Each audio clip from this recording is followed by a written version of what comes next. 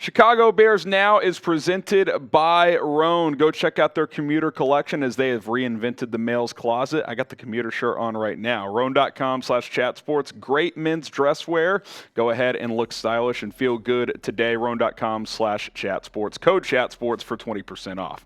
All right, coming up on today's show, Chicago Bears undrafted free agent signings and tryout invites for rookie minicamp coming up soon, following the NFL draft, which of course concluded yesterday. We'll go ahead and dive on in here. Let's start with the most notable name for Chicago that they added. That is Tyson Bagent, the quarterback out of Shepherd, who got some draft buzz in the pre-draft process, has some arm talent. There was a shot that he could get selected in the 7th round of the NFL draft, but he ended up going undrafted. The Bears ended up bringing him on board. 4-year starter who broke several Division II career records. Quick release, kind of has that three-quarter release. Pretty decent athlete as well. Great production, pretty bad opposition, obviously, in the obviously, the competition wasn't great, but also the decision-making for him, a little bit reckless at times. Like, he tries to make throws that he probably can't make, but he is fun to watch. I will say that. Our 15th ranked quarterback here at our Chat Sports Draft rankings, Dane Brugler, had this to say about Bagent, that Bagent only knows 2 defensive speed and forces a sleep learning curve against NFL competition, but he has the mindset and functional physical profile worth developing. He has a chance to be the first Division II quarterback drafted since 1994. He obviously did not go drafted, but he's got some talent. I mean, he's an interesting developmental guy. You know who I compare him to? Ben DiNucci. Remember him with the Dallas Cowboys a couple of years ago? Now he's tearing up the XFL. That could be in Bagent's future. Maybe a practice squad in the NFL. We'll have to wait and see. Pick a QB3 for Chicago. Would you rather have Nathan Peterman or Tyson Bagent, who, by the way, looks like Jimmy from Yellowstone, if you guys have ever watched that show. NP for Peterman, TB for Bagent. Go ahead and let me know. Go a little quicker on some of these other players. Szmyt, the kicker out of Syracuse. Interesting. Lou Groza Award winner all the way back in 2018 as a freshman. Little inconsistent since then, but he has a powerful leg. We've talked about Cairo Santos not having the best leg, so hey, give him some competition and see what happens. Gabe Houy, the offensive lineman out of Pittsburgh, I think he probably projects more as a guard in the NFL. Powerful. I mean, he can really move people. He's a dark horse to potentially make this team or at least be on the practice squad. Safety, Macon Clark out of Tulane. Obviously, the Bears drafted a safety late in the draft yesterday, and Kendall Williamson with the second to last pick in the draft, but they still haven't re-signed DeAndre Houston Carson. Could be a depth guy in the back end to make the practice squad, or who knows, maybe even fight for a roster spot. Couple of receivers here. Aron Cruickshank out of Rutgers. I have his numbers pulled up here. Had 370 yards this past year, but average over 20 yards per catch, so he's got some explosiveness. Thyrick Pitts out of Delaware, another receiver they've brought in as well. Damien Caffrey, they didn't draft a tight end. I thought the Bears would potentially do that. I was kind of thinking maybe they would get a guy like Zach Kuntz late in the draft. They did not, but they bring in Caffrey from Stony Brook. And then Bobby Haskins, another offensive lineman. You know that Ryan Poles is always looking to find diamonds in the rough, especially in the trenches, so we'll see what Haskins can bring to the table. You know what Roan brings to the table, or you should, because the commuter collection from Roan has really changed the game when it comes to, you know, looking good and feeling good and playing good. I'm a firm believer you look good, you play good, but I want to add that term feeling good as well, because there's a lot of companies out there that put out stylish clothes, but they're not comfortable and they're stiff and you sweat a lot easily in them. Not with Roan, as they have really reinvented the men's closets. They help you get ready for any occasion with their commuter collection, which offers the world's most comfortable pants, dress shirts, quarter zips, and polos. You never have to worry about what to wear when you have their own commuter collection. Their 4-way stretch fabric provides breathability, flexibility that leaves you free to enjoy what life throws your way, from your commute to work to your 18 holes of golf, happy hour. You can wear this stuff anywhere you go. Looking good has always been easy, like I said, but being comfortable is important, and I've never felt more comfortable than I have with Roan. I love the commuter shirt. Their pants are very comfortable as well. My favorite part about Roan dress shirts, you can put these in the washing machine. Machine washable, air dry them, you're good to go, good as new. Don't have to spend extra money on dry cleaning. Go check them out, roan.com/chatsports. Code chatsports for 20% off. That's RHONE.com/chatsports. Use code chatsports for 20% 10% off. Link in the comments and in the description. Keep it going here with our Bears undrafted free agent signings. We'll get to the tryout guys here in a little bit.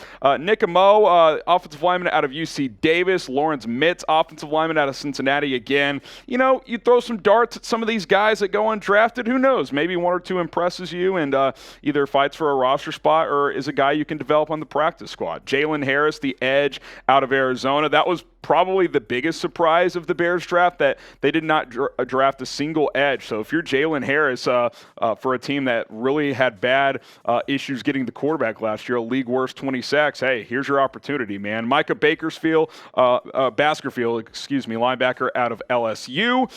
He comes into the fold as well, obviously playing in the SEC there. Tom Downey's 23rd ranked linebacker, so you know, some scouting stuff here. Good tackler, process as well.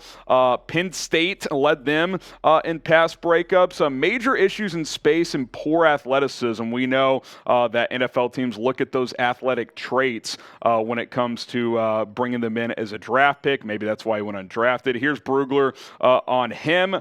Baskerville is football smart and triggers without wasting steps, but his athletic and strength profiles are very average and tougher to overcome at the NFL level. His special teams background and coachability will help his chances of earning a roster spot. So we'll see. Maybe he's got a chance to stick around here, even though the Bears did draft a linebacker in Noah Sewell. Daily Bears videos aren't going away just because the NFL draft is over. We're still going to plug out videos on a daily basis here. So help us out. Subscribe. It's 100% free. We'll have our live show on Tuesday as well. We're just under 160 subs away from 66,000 here on the channel, which is our next milestone. So help us get there. Daily coverage, youtube.com/BearsNow.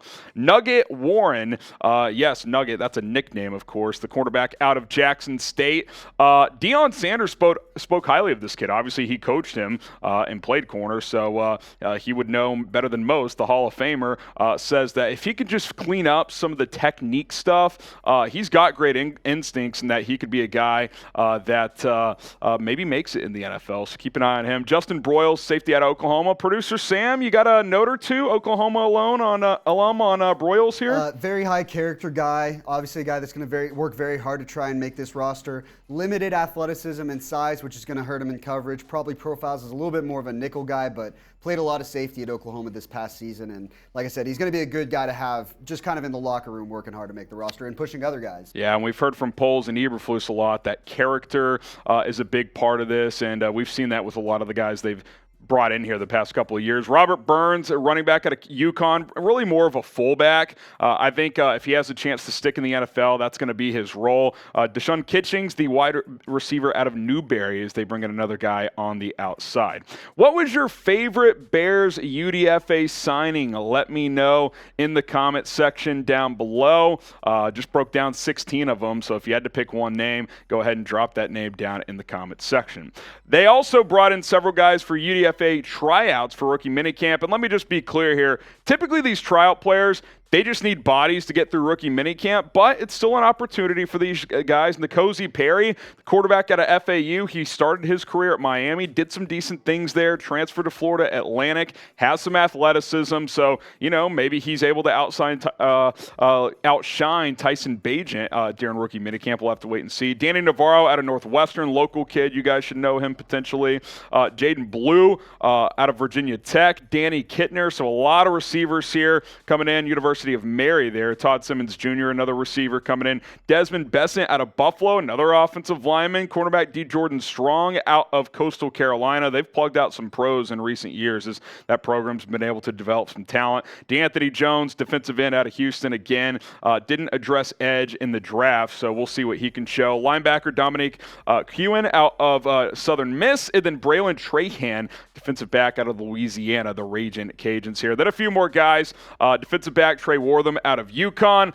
Callahan O'Reilly, the linebacker out of Montana State. This is an interesting one. Sammy Wheeler. I asked my boss, Brett Scott, who went to Kansas State, what the deal with him is. They're listing him as a tight end / long snapper. Brett said he didn't long snap at K-State. Maybe he's learning that position to try to make it in the NFL as a long snapper, so I'll be curious to see if we hear any more about him. A couple more O-linemen. Josh Lloyd out of Notre Dame, and then Chris Toth, the offensive tackle out of Aurora. Aurora. So there you go. 16 signings, 15 more tryouts, so 33 players in total. Probably a chance that a few more get added here before rookie minicamp.